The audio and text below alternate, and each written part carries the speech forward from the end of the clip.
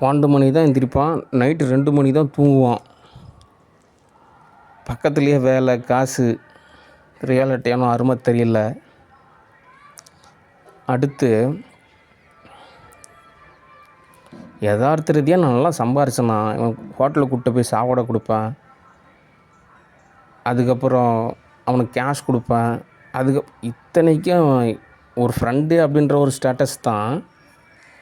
சொந்தமாக நிலம், வீடுலாம் வாங்கி வீடுலாம் கட்டித்தரேன்னு சொந்தத்தில் கூட செய்ய மாட்டாங்க. அந்தளவுக்கு இவனுக்கு நல்லது செஞ்சால் இவன் கொஞ்சம் கூட நன்றி உணர்வு இல்லை. அதுக்கு என்ன காரணம்? சுயமாக சிந்திக்கும் நுண்ணறிவு, நுட்பமான நன்னறிவு அவங்ககிட்ட கிடையாது. அவனுக்கு செல்ஃபே கிடையாது. ஓகே, நிறையா ஹாலிவுட் படம் அப்படின்னு மிங்கில் ஆனதுனால அவனுக்கு அந்த உணர்வெல்லாம் புரியாது. நம்ம நண்பன் அப்படிலாம் எனக்கு கிடையாது. ஏதோ காம கதைகள் படிச்சுட்டு என்னை வச்சு எக்ஸ்பெரிமெண்ட் பண்ணுறான். காலம் போன காலத்தில் ஒரு கல்யாணம் பண்ணலாம், ஒரு இடத்துல நிலம் வாங்கலாம், வீடு கட்டலாம், சொந்தமாக ஒரு நல்லபடியாக வாழலாம்னு நினைக்க மாட்டேங்கிறான். அவங்க அம்மா பரிதாபமாக இருக்காங்க, இன்னும் வச்சு தோது பார்க்குறான். சரியான மெண்டல் கேஸுங்களாக இருக்கிறாங்க.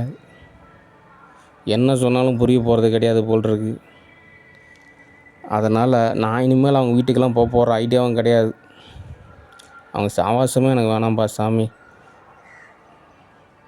ஏன் அப்படின்னா ஈஸியாக அக்கி ஏற்படுத்தி விட்டுட்டு போயிடுறான், அரமண்டல் மாதிரி. இவனை யாராவது துன்புறுத்துனாங்கன்னா அவங்ககிட்ட போய் இவன் என்ன எதுன்னு கன்சல்ட் பண்ணாமல் இவன் ஏன் என்ன மையப்படுத்துகிறான்னு தெரிய மாட்டேங்குது. அது இல்லாமல் அவங்க ஃபேமிலியிலேருந்து இங்கே எல்லாருமே மிஸ் ஆகிட்டாங்க. அதனால் எந்த விதமான ஒரு லிங்க்குமே வேண்டாம் அப்படின்னு நான் நினைக்கிறேன். ஒரு 6 மந்த்துக்காவது ஒரு இடைவெளி தேவை. ஓகே, நிறைய எரராக இருக்குது, அதெல்லாம் நமக்கு தோதாகாது. ஓகே,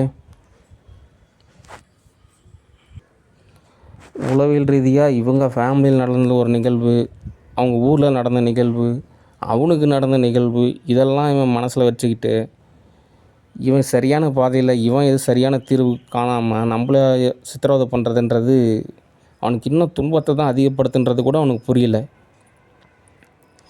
அதனால தான் நிறையா மிஸ் அண்டர்ஸ்டாண்டிங் எரர். ஓகே, அந்த இணைதல் அப்படின்ற ஒரு நல்ல நிலையில் எல்லோரும் இணையிறப்ப அவனும் வந்து இணைஞ்சிக்கிட்டு எரர் ஏற்படுத்தி விட்டுட்டு போயிடுறான். அதனால் போதும், இதுக்கு மேலே தோதாகாது. ஓகே, வேணால் ஒரு 6 மந்த்துக்கு அப்புறம் என்ன எதுன்னு கன்சல்ட்டிங் தள்ளி நில்லுங்க. ஓகே, சரி, அடுத்த தகவல்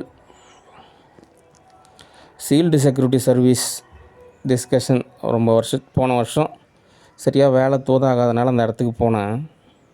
சம்பளமும் அவ்வளோலாம் நல்ல சம்பளம் அப்படிலாம் கிடையாது. கொடுமை என்னென்னா அங்கே நல்லா வேலை செய்வீங்க யாருமே அங்கே தொடர்ச்சியாக வேலை செய்ய மாட்டேங்கிறாங்க. அதுக்கு என்ன காரணம் அப்படின்னா அந்த மாதேஸ்வரன்றவர் தான் அந்த அமைப்பை ஏற்படுத்தினார். சரி, அவர் சம்பாரித்து தான் பையனை நல்லா படிக்க வச்சார். சரி, அவர் தான் ஐடி கம்பெனியில் போய் ஏதோ மாதம் லட்சக்கணக்காக சம்பாதிப்பாங்கன்னு எதிர்பார்த்தாங்க அவங்க வீட்டில். கடைசியாக பார்த்தா அப்பங்காரன் தான் வில்லங்க. அவங்க எல்லாரையும் காப்பாற்றுறங்கன்னு சொல்லிட்டு இவர் அக்கௌண்ட்ஸ் எல்லாம் மேனேஜ் பண்ணுறன்ற பேரில் அந்த அமைப்பையே சீர்குலைச்சிட்ருக்கிற அப்படி. ஏன்னா இவருக்கு சரியாக தோது என்ன எதுன்னு புரியல, எப்படி நடத்தணுன்றது கூட தெரியல, ஒரு அனுசரித்து போகவும் தெரியல, நிறைய துன்பத்தை ஏற்படுத்துகிறாரு. ஓகே, அதனால் அந்த ஜேஎம்